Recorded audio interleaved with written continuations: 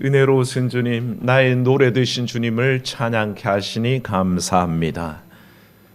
참으로 주님께서 우리 속에 계셔 참으로 우리 속에서 늘 노래가 흘러나며 참으로 아름다운 멜로디들이 흘러나게 하신 것 감사합니다. 그 기쁨으로 이 세상 승리하며 살게 하시고 주님 우리의 찬양 받으심으로 베푸르신 은혜가 풍성하게 하옵소서. 같은 마음으로 화답하는 온 성도들에게 노래 되신 주의 은총이 가득하기를 원하옵고 이 시간에 말씀 앞에 섭니다. 주님의 수세일에 참으로 주님 수세 받으신 그 뜻을 헤아리게 하시고 그리하여 주의 순종과 주의 겸손을 달려나가게 하옵소서. 오늘도 말씀 가운데 함께 하시고 전할 때에 들을 때에 주의 성령 함께 하시기를 원하옵고 주 예수님 이름으로 기도하옵나이다. 아멘. 네, 사랑하는 성도 여러분, 우리는 성탄절 후 주연절 절기를 살고 있습니다. 기도 주간에 항상 끼어 있고 또 주일이 아니기 때문에 주연절의 의미는 사실은 그냥 지나치기 쉬운데요. 매해 1월 6일이 주연절입니다. 그래서 주연절이 주중에 이번 주에는 화요일에 지나갔는데 우리는 다 기도 주간으로 지내고 있었죠. 하지만 주연절의 의미는 달라지지 않습니다. 주현절, 주님께서 현현하셨다, 주께서 드러나셨다라는 의미를 갖고 있습니다. 그래서 이 땅에 빛으로 오신 주님께서 그 빛을 드러내신 일을 기념하는 것이 바로 주연절입니다. 주연절은요 역사가 오래되었습니다. 성탄절보다 더 오랜 역사를 갖고 있고요. 그래서 교회에서는 이 주연절의 절기는 주님이 빛으로 드러나신 사건으로 아주 중요하게 다뤄지는 절기입니다. 주연절 절기는요 이제 1월 6일 지나고 나면 오늘이 주연절 첫째 주일이잖아요. 주연절 후 첫째 주일에서 여섯 주일을 지나가게 됩니다. 그 주연절 여섯 주일의 첫 주일은 주님의 수세 주일이고요. 그 마지막 여섯째 주일은 산상변모 주일입니다. 그렇게 하고 나면 바로 우리는 사순절을 맞이하게 된다는 것을 기억하시고 우리의 절기의 흐름이 그 속에 있다는 것을 기억하시기를 바랍니다. 전통적으로 주연절에는 중요한 네 가지 이야기가 다루어지게 됩니다. 네 가지 이야기라는 것은 첫 번째가 아기 예수로 오신 그 메시아 탄생의 사건을 기억하는 것이 주연절의 첫 번째 주제이고요. 두 번째는 동방박사의 경배를 통해서 사실은 주연절이 바로 1월 6일이 동방박사가 주님 앞에 아기 예수께 경배한 날이라고 보통 알려져 있습니다. 그날 동방박사들이 아기 예수께 경배하며 대제사장이시고 대속제물로 오신 그 예수 그리스도 그 주님께서 드러나신 사건으로 주연절의 두 번째 이야기가 꾸며지고요. 세 번째 사건은 가나의 혼인잔치에서 드러납니다. 처음으로 자기를 드러내심으로 말미암아 물이 포도주로 변하는 그 사건을 통해서 예수께서 구세주이심을 메시아이심을 드러낸 일이 세 번째고요. 네 번째가 바로 오늘 말씀 본문 속에 있는 세례 요한을 통한 수세를 받음으로 말미암아 세례 받음으로 말미암아 하늘에서 음성이 나서 이는 내 사랑하는 자요 내 기뻐하는 자라. 이는 내 사랑하는 아들이요 내 기뻐하는 자라. 이 말씀을 통해서 주님께서 드러나신 사건을 담고 있습니다. 그래서 오늘 말씀 바로 그 수세 세례를 받으신 그 일을 통해서 주연이 어떻게 드러나는지 이 주께서 빛으로 어떻게 드러나는지를 살피며 은혜를 나누려고 합니다. 예수님의 수세 사건의 특징은요 한번 따라합시다. 찾아오심. 주께서 친히 찾아오심으로 모든 사건은 일어납니다. 사실은 메시아께서 이 땅에 하늘 영광 버리시고 육신이 입고 내려오신 그 사건, 성육신도 찾아오심의 사건입니다. 우리에게 찾아오신 주님으로 말미암아 모든 일들이 다 시작이 됩니다. 주님께서 세례 요한에게 찾아가셨습니다. 이 찾아가심을 통해서 굳이 주님께서 필요해서 찾아오신 게 아니라 사실은 주님께서 목적을 밝힌 대로 하나님의 모든 의를 이루시기 위해 찾아오셨다 하는 거죠. 이 찾아오심의 장면에 세례 요한은 굉장히 당황합니다. 아니 이렇게 거꾸로 되는 경우도 있습니까? 주님, 제가 주님께 가서 세례를 받아야지 주님께서 제게 오셔서 머리를 조아리고 세례를 받으십니까? 이런 일은 있을 수 없습니다. 그러나 주님께서는 아니다. 이를 통해서 우리가 의를 이루는 것이 합당하다. 그 말씀으로 세례 요한을 설득해서 이 일은 이루어지죠. 그러니까 주님께서는 사실은 답답한 것이 없습니다. 그럼에도 불구하고 사람에게 찾아오셨다는 거죠. 이 찾아오신 사건은요, 우리의 믿음의 사건의 전부가 다 그렇습니다. 성육신도, 가나의 혼인잔치도, 수많은 기적의 현장들도 주님께서 찾아가 주셨습니다. 찾아오시지 않으면 우리 가운데 그 기적이 일어나지 않는다는 거죠. 오늘도 사랑하는 성도들 이 자리에 앉아 있지만 삶의 아픔이 있습니다. 슬픔이 있습니다. 고통이 있습니다. 그러나 그 자리에 주님 찾아오심을 믿으시기를 축원합니다. 찾아와 주십니다. 그래서 나를 다독여 주시고 위로하시고 치유해 주시는 거죠. 그 은혜 때문에 우리가 살아가는 거죠. 찾아주시면 순전히 인생들을 위하는 것입니다. 신앙생활하면서요, 우리가 착각하는 게 하나 있습니다. 대단히 큰 착각을 하는 것이 내 믿음의 생활이 하나님을 이롭게 한다라고 착각하고 살아갑니다. 마치 하나님이 답답해서 우리를 찾는 것처럼 생각하는데요, 그렇지 않습니다. 하나님 좋아라고 우리가 믿음 생활하는 게 아니란 것입니다. 부모가 자식한테 공부해라 그러면 그 자식 위한 겁니까? 부모 위한 겁니까? 다 알잖아요. 자식 위해서 공부해라 그러죠. 근데 철없을 때는 어떻게 생각합니까? 엄마 아빠 자기 좋으라고 나보고 이렇게 자꾸 공부하라 그런다 생각하죠. 철 들고 나면 누구를 위한 거? 나를 위한 것이었다는 걸 깨닫게 되죠. 믿음도 그렇습니다. 처음 믿음 생활하면 다 하나님을 위한 건지 압니다.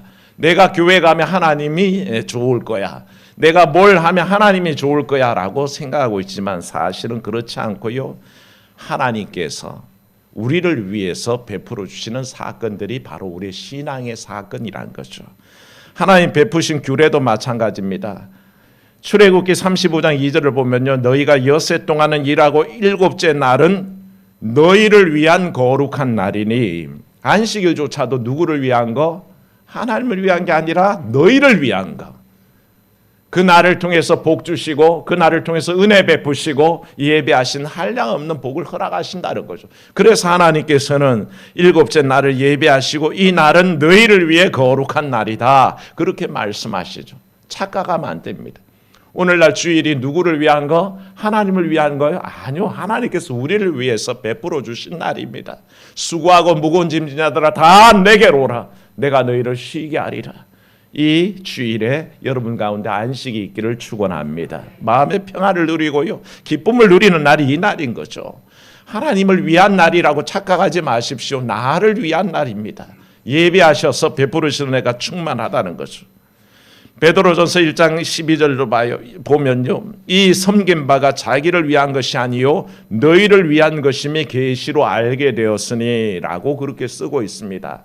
베드로가 뭔 얘기를 하다가 이렇게 했냐면 예수 그리스도의 고난과 섬김에 관해서 증거하다가 말씀하시기를 이 섬긴 바는 자기를 위한 게 아니란 겁니다. 예수께서 섬기신 그 일은 예수님 자신을 위한 일이 아니라 너희를 위한 것이니 라고 선포했습니다. 오직 목적은 인생들을 위한 것임을 알게 되죠. 심집사님 기도하면서 성전 건축을 위해서 기도한 걸 잘 아멘으로 화답했습니다만, 사무엘하 7장을 보면요, 다윗의 성전 건축을 열망할 때 하나님께서 이렇게 말씀하십니다. 내가 언제 나를 위해 살 집 마련해 달라고 그랬느냐? 내가 언제부터 거할 곳이 없어서 헤매고 다니더냐? 내가 처음부터 이스라엘과 온 장막과 성막 중에 거했고 이스라엘 중에 거하지 않았느냐? 내가 세상 무슨 집이 필요하겠느냐라고 자기를 말씀하셨습니다. 사실 하나님은 집이 필요 없는 분입니다. 상천하지 아니 계신 곳이 없고요, 우리가 고백하듯이 무소부재의 하나님, 아니 계신 곳이 없이 계실 수 있는 하나님이십니다. 그분이 어딘데 아니 계실 수 있겠습니까? 그러나 성전 건축을 열망하는 다윗에게 이렇게 허락하시기를, 내게 집이 필요 없지만 내가 말하기를 내가 너희에게 베푸니 내가 내 백성 이스라엘을 위하여, 누구를 위하여? 이스라엘을 위하여 한 곳을 지정해서 그곳에 내가 이름을 두겠다. 누구를 위해서요? 이스라엘 백성을 위해서, 인생들을 위한 것이란 것입니다.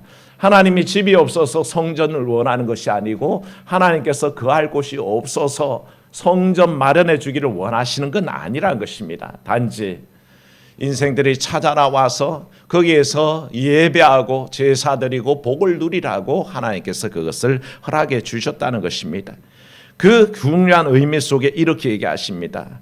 그 한 곳을 정하여서 성전이 세워지면요, 이스라엘 백성들을 그를 심고 거주하게 하고 다시는 옮겨 다니지 않게 하겠다라고 그렇게 선포하신 거죠. 순전히 이스라엘 백성들을 위한 것이었습니다.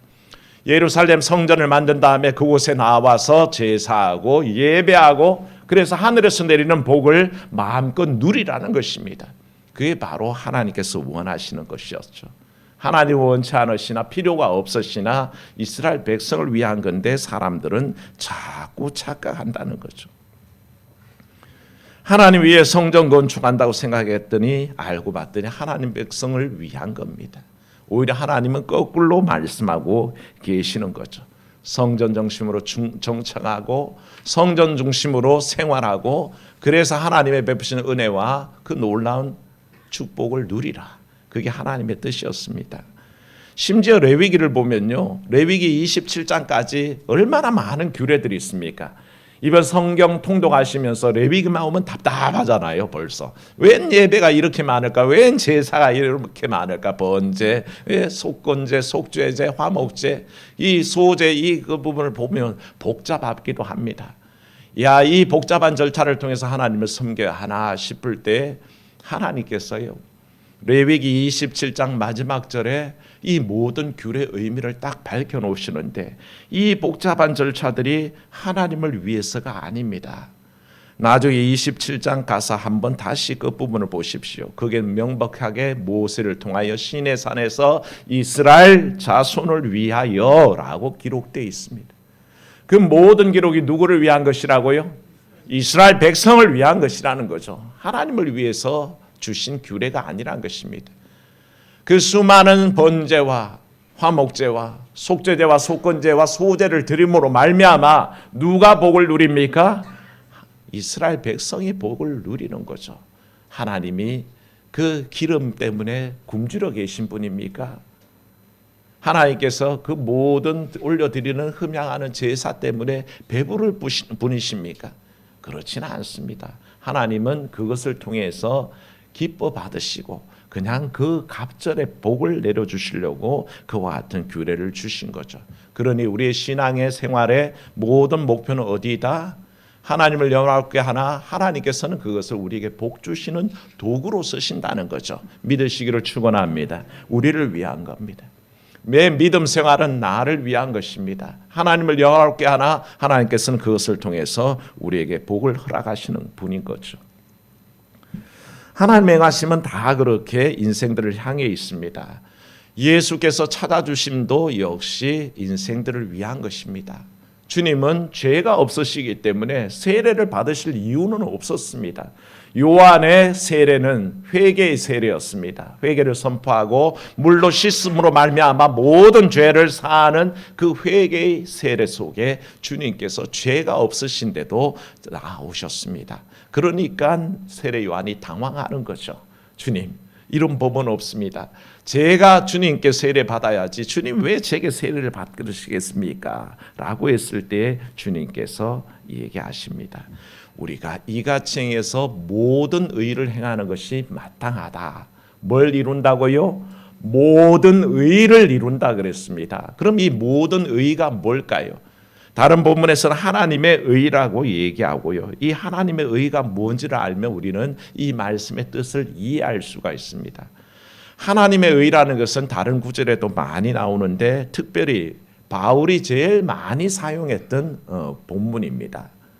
하나님의 의라는 말을 바울만큼 좋아했던 사람이 없고요. 특히 로마서에서 이 말씀을 자주 인용하는데 복음의 핵심을 설명할 때에 하나님의 의를 얘기합니다. 로마서 1장 17절에 복음에는 하나님의 의가 나타나서 믿음으로 믿음에 이르게 하나니 기록된 바 오직 의는 뭐로 산다? 믿음으로 말미암아 살리라. 이 말씀을 선포할 때 오직 하나님의 의가 나타나서 믿음으로 믿음에 이르게 한다. 그렇게 전하고 있죠. 그 하나님의 의는 여기에서 뭡니까? 믿음의 본질을 얘기할 때에 예수 그리스도의 구속의 사건을 얘기합니다. 십자가의 죽으심과 그의 부활하심을 통해서 그걸 믿음으로 말미암아 구원을 이루는데, 이 모든 것들을 다 섭리하시고 계획하신 이가 누구라고요? 하나님이시라는 겁니다. 하나님의 의는 뭡니까? 바로 구원의 역사 속에 자기 뜻을 두는 겁니다. 하나님의 의가 이루어진다. 주님께서 이와 같이 행하여서 내가 세례 요한에게 세례 받을 필요는 없으나 세례를 받음으로 말미암아 이 하나님의 의가, 구속의 역사가, 하나님의 구원의 경륜이 이루어가는 시작점이 된다라고 그렇게 주님은 선포하시는 거죠. 그래서 이 일을 행하시는 겁니다. 조용히 세례 요한 앞에 머리를 내미시고 물에 들어갔다 나오시면서 세례를 받으시면 자기 죄를 위함이 아니라 이 인류를 위한 구속사가 시작되었다는 선포입니다. 그래서 그 일이 필요하다라고 순종하심으로 얘기하시는 거죠. 그래서 결국에는 이것은 뭡니까? 하나님의 의는 인생을 구원하시려는 하나님의 의지를 얘기합니다. 그저 값없이 의롭다 하시고 값없이 거저 주시는 은혜가 이제는 이 땅에 임했다라는 것을 주님께서 선포하시기 위해 세례를 받으시는 거죠. 이 모든 하나님의 의는 인간의 의와는 반대되는 개념입니다. 그동안 쭉 지나졌던 율법주의들은 하나님의 의가 아니라 인간의 의를 내세웠습니다. 그래서 인간들이 뭔가 열심히 하면 된다라고 율법을 가지고 자꾸 얘기할 때, 이제 주님께서 세례 받으심으로 하나님의 의가 도래했으니 하나님의 뜻은, 하나님의 의는 바로 하나님의 구속의 주권이요 역사라는 것을 선포하신 거죠. 더 이상 사람의 뜻이 아닌, 사람의 행위가 아닌 하나님의 뜻으로 구원받는다 하는 것을 최종적으로 보여주셨습니다. 이 순종 속에 바로 주님께서는 그 일을 이루어 가시기를 원했고요. 그래서 바로 하나님께서 섭리하시고 계획하신 구속의 역사가 시작되는 겁니다. 주님의 수세일은 바로 그런 의미를 갖고 있습니다. 은혜 주시려고 찾아오시고 구원 주시려고 찾아주시고 그 일이 이루어지도록, 구속의 역사가 시작되도록 겸손하게 세례 요한이라는 사람 앞에 머리를 숙여 세례를 받으셨습니다. 그 외 이유는 아무것도 없었습니다. 메시아로서 예비된 길을 가시기를 원했고 준비된 구속의 역사를 실현하기를 원했습니다. 그 사랑으로 우리에게 다가오실 때 우리가 과연 무슨 말을 하리요? 무슨 할 말이 있겠나이까? 우리는 그저 주님께서 역사하시는 그 놀라운 구원의 섭리에 순종하고 주님께서 하나님의 의를 이루시기 위해 사람 앞에 머리 숙여 세례 받았던 것처럼 우리도 주의 뜻을 이루기 위해 겸손히 머리 숙이는 마음이 필요합니다. 이 주의 수세일에 주신 은혜 충만하게 누리기 위해서 하나님 앞에 겸손히 엎드리고 그 앞에 머리 조아리는 삶이 되시기를 주의 이름으로 축원합니다. 은혜로우신 하나님,